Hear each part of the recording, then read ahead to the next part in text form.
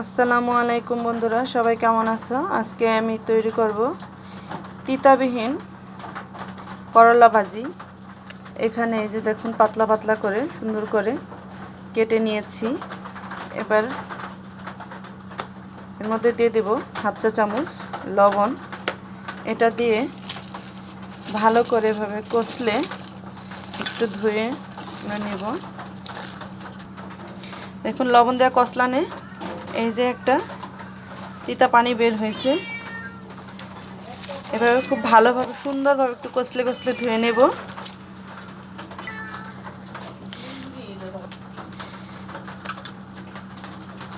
দেখুন, এভাবে কষলে আমি নিয়েছি। দেখুন পানিটা কেমন সবুজ হয়ে গেছে। এভাবে আমি 5 মিনিট এখন এই পানির মধ্যে আমি কষলে নেব। এবার আস্তে আস্তে সুন্দরভাবে আমি এভাবে চেপে চেপে উঠিয়ে নেব। দেখুন, এই সুন্দরভাবে আমি চেপে চেপে উঠিয়ে নিয়েছি। এবার আমি চলে যাব চুলায়। আমি চুলায় একটা কড়াই বসিয়ে দিয়েছি। এবার দিয়ে দেব পরিমাণ মতো তেল।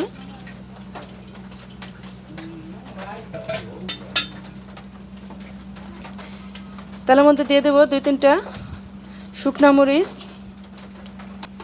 মরিচটা সুন্দর ভাজা হয়ে গেছে। এ পর্যায়ে দিয়ে দেব একটু ছোট চিংড়ি মাছ। দিয়ে দেবো হাফ চা চামচ লবণ। এবার আস্তে আস্তে সুন্দর করে আমি তেলের মধ্যে মাছটাকে ভেজে নিব। দিয়ে দেব বেশ অনেকটাই পেঁয়াজ কুচি। করলা ভাজিতে আসলে একটু পেঁয়াজ কুচিটা বেশি প্রয়োজন হয়।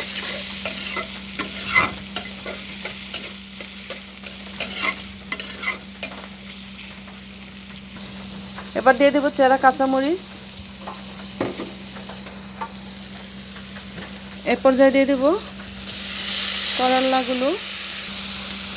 এবার একটু নাড়াচাড়া করে নেব। তবে খেয়াল রাখবেন, করলা ভাজি কখনোই ঢেকে করবেন না।